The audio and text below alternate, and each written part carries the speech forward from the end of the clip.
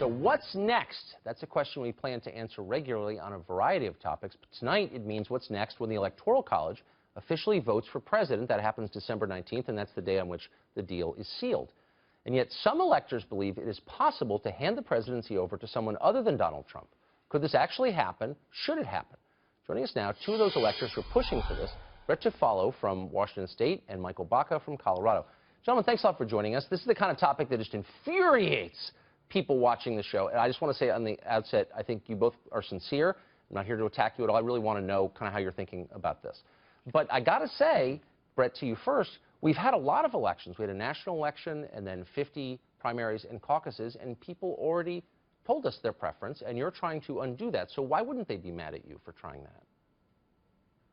Well, they absolutely have had their vote. But as the Constitution was set up by our founding fathers, it designed this system where the population of the United States votes for electors, and the electors vote for the presidency. Right. The founding fathers, including Alexander Hamilton, really saw it as the last line of defense against an unfit president.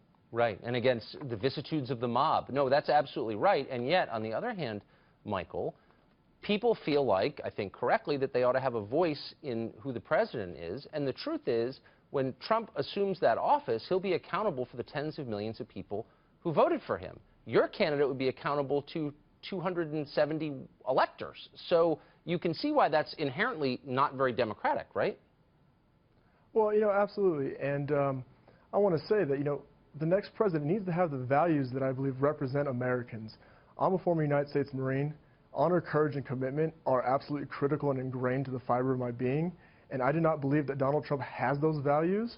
And so I think that, like Brett mentioned, the founding fathers, this is the last line of defense. And I think that we must do all that we can to, ensure that we have another Republican candidate that has better values for Americans. Right. But, I mean, there's no Republican candidate, as you know, Brett, who has the support that Trump has. And if you were to do this, you would send a really clear message to people that it's not a democracy, it's an oligarchy, a small number of people run it. And wouldn't you be thereby ensuring social chaos? I mean, democracy is a safety valve that keeps people calm, and when they think they have no control, they freak out and storm the Bastille. Isn't this reckless? Well, when the founding fathers set this system up, they set it up specifically this way for a situation like this. Right. And I believe the founding fathers were geniuses and wrote one of the most amazing documents in the history of mankind. And I don't consider it a good thing to question what they put into place. Well, I don't think they actually spoke on Trump specifically that I remember. I haven't seen the documents in a while, but I don't think he's in there. No, he's not. But they spoke very clearly, especially Alexander Hamilton in Federalist 68. They spoke very clearly about someone getting into office who was unfit for the position. Right. And they left that up to a small number of people who could look into the issue and decide. They specifically left it up to those people, 538 at this point, and that was their plan all along. And so all we're trying to do is honor what the founding fathers gave us. And as I said at the outset, I mean, I give you guys both credit for good intentions. I don't think you're, trying to hurt anyone in doing this. I think you're people of goodwill. But Michael, if you are sincerely concerned as a former Marine about the direction this country is about to take under Trump, why wouldn't you do the more obvious thing, which is try to convince wise people to join him in the administration and help administer this government and move it in a good direction? Isn't that a better and more obvious choice? Well, look at the people who he's surrounding himself with. We're going to have Steve Bannon, who I think is absolutely deplorable, and I do not think that is a man that I get it. You don't like some, but why aren't you volunteering? Tucker, I'm sorry, but we're not here to attack. We're not here to I'm not engage attacking. in a blah blah blah. So I would apologize. Let me say this. The people that he's already surrounding himself with are not good.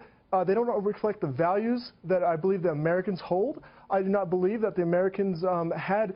Michael, I'm trying to be patient, but the guy's appointed like 3 people. I mean, there are 3,760 positions open. With a leader of the alt-right movement? movement? There are 3 people appointed.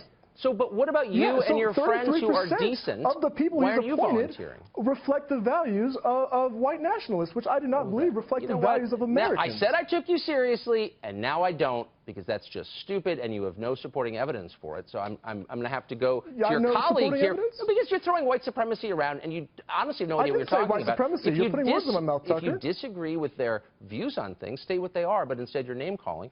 So I'm going to go over to your friend Brett here and ask a pretty simple question, which is, isn't the main point of this system, as designed by the founders whose wisdom you revere, rightly so, to preserve a strata of social stability upon which you can build civil society and economy and the rest? What you're proposing would really cause chaos and a lot of drama that would be hard to recover from. Do you recognize that? Well, I certainly recognize what the Founding Fathers put into place. They put into place a release valve, in case of emergency firebox for a situation like this. And we want a conversation with all the other electors out there, and we're not going to tell them what to do. We're simply going to have a conversation about what they think is best, and hopefully they will agree with us and come together around a Hamilton candidate such as a John Kasich or a Bloomberg. Okay. And I think if people want to know more about really what we're... Okay. Well, ladies, we're almost out of time, and now I know I cut you off, Michael, because I thought you were unfair, so I just want to give you one last shot. You were posturing about your moral fitness and the lack of moral fitness of Trump's appointees. Aren't you bound to support a specific candidate? Are you allowed to do this as an elector? I mean, fill me in here. Wouldn't you be violating an agreement you made? We have, under our Article 2 in the Constitution, under the 12th Amendment, we have the right to choose, and we have to be able to come to around a consensus candidate, a Hamilton Republican, because there are many fine conservatives out there, and I'm actually rather excited to see what Republicans do with full control, because, you know, if their values and if what is going to happen in our country, I'm excited to see, because if they're right, well then, you know what, we proved us wrong, and I'm not too stubborn to change. And I think that's what's something we're getting misguided on. All right, gentlemen, thanks a lot for explaining yourselves. Everybody should look at HamiltonElectors.com. I tried to get on it today, and I couldn't. You need a new web designer. But anyway, gentlemen, thanks a lot. I appreciate it.